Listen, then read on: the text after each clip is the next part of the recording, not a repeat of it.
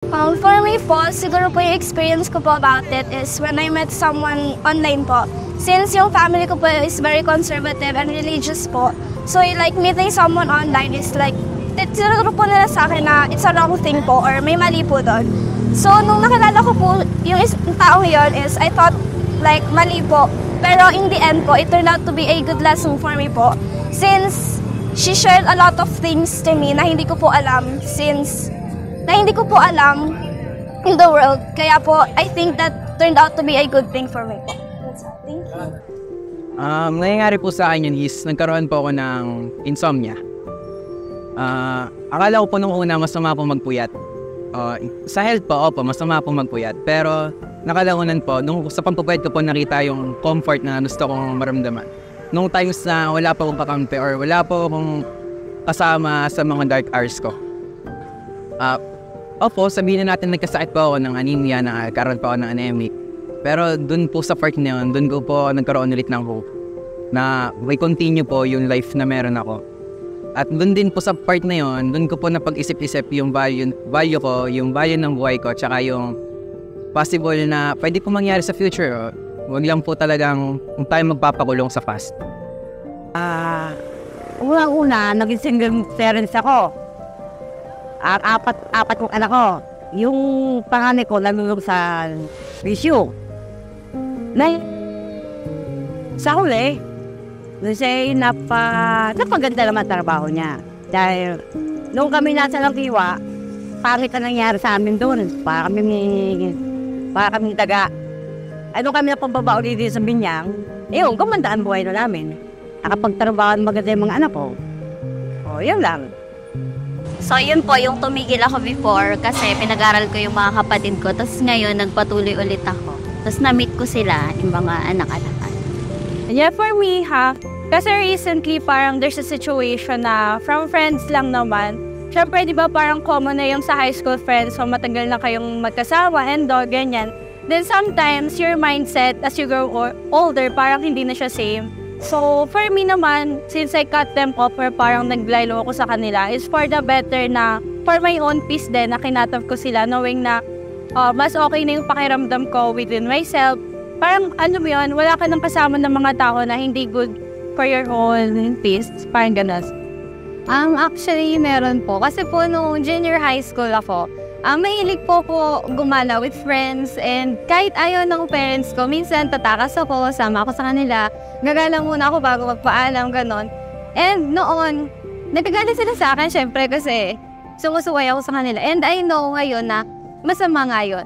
Pero in turn, ngayong college na ako, I realize na yung ginagawa kong pagiging pasaway is, dahil doon nagkaroon ako ng sense of independency na hindi ko siya makukuha kung lagi lang ako nakasunod sa kanila and under their shadows. Gano'n.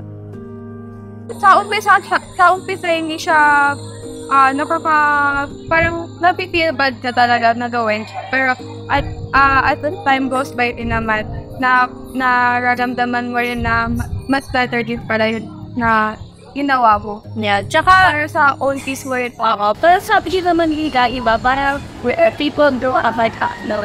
It's like sa buong life, they can look us how the minutes, so okay, isa na.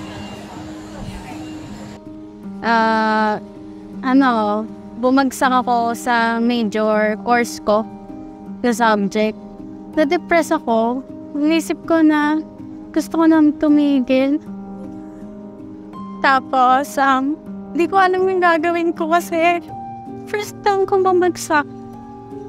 Dati kasi lang ako aral bahay, ganun. School bahay lang pabalik-balik. Di ko talaga na-enjoy ang buhay ko. Nagkaroon naman akong kaibigan pero hindi ako nakapasama sa kanila yung mga opinion. After kong maranasan yun, nag-start na ako mag-loosen up. Tinanungan ako ng mga kaklase ko na kaibigan ko na ngayon na kung mag-enjoy na, nagagawa ko ng balansehin yung buhay ko. Unfortunately, nakakapasa na. And nag-start na akong mag-open up sa kanila. Na hindi ko nakala mo ngayon ko parang nararanasan.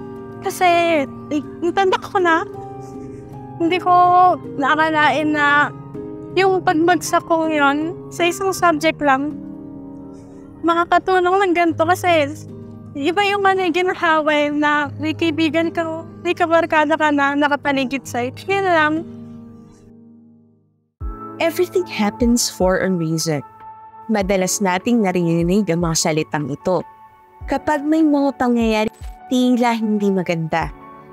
Si Aristotle, isang Greek philosopher, ang isa sa mga naniniwala sa konseptong ito. Pero ano kaya ang sinasabi sa Biblia tungkol sa mga pangyayaring na tila masama pero sa huli ay nakabuti? Sa atin, sa lahat ng bagay, magpapasalamat tayo, sabi ng Diyos. Alam mo ang pinaka-logic kung ba't lahat ng bagay pagpapasalamat natin? 8:28 ng Roma.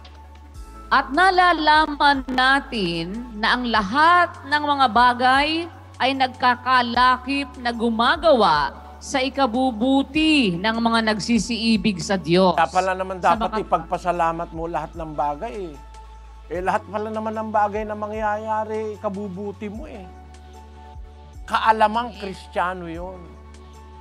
That is a Christian knowledge. Nalalaman natin lahat ng bagay nagkakalakip na gumagawa sa ikabubuti ng mga nagsisiibig sa Diyos. Kung lahat ng bagay lumalakip sa paggawa para ikabuti natin, may katwirang lahat ng bagay ipagpasalamat natin. Pumasa ka sa bar, magpasalamat ka. Makakabuti sa iyo yun. Nabaksa ka sa bar, aba, siguro na ang makakabuti sa iyo, huwag kang maging abogado, bumagsak ka sa bar. Dapat pagbagsak mo, magpasalamat ka rin. On the principle na nalalaman na kasi agad natin na ang Diyos ang nagpapangyari ng lahat ng bagay. Yung Diyos na pag-ibig na tumawag sa atin, papayag ba siyang may mangyaring ikakasama mo? Pag nangyari, pinayagan niyang mangyari. At nalalaman natin, lahat ng bagay, nagkakalakip na gumagawa sa ikabubuti. Ang tema rito sa ikabubuti, hindi sa ikabubuhay. Kasi may nabubuhay, masama. Pero may namamatay, mabuti. Mapalad ngayon pa ang mamatay sa Panginoon. Ang sabi ng Apokalipsis 14:13.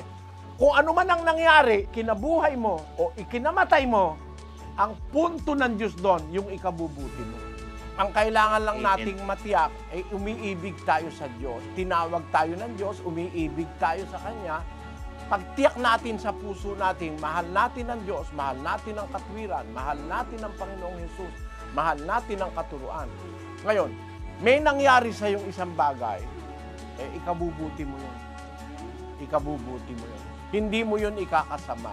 Kahit halimbawa, pinalo ka ng Diyos, ikabubuti mo yun Nakaranas ka ng palo ng Diyos, nawala ka sa trabaho, itinakwil ka ng asawa mo, tinakwil ka ng kaibigan mo, nagkasakit ka, o kaya ikaw nalugi ang negosyo mo. Isa lang ang dapat mong maisip agad, kung umiibig ka sa Diyos. Yung pinapangyari ng Diyos, ikabubuti mo.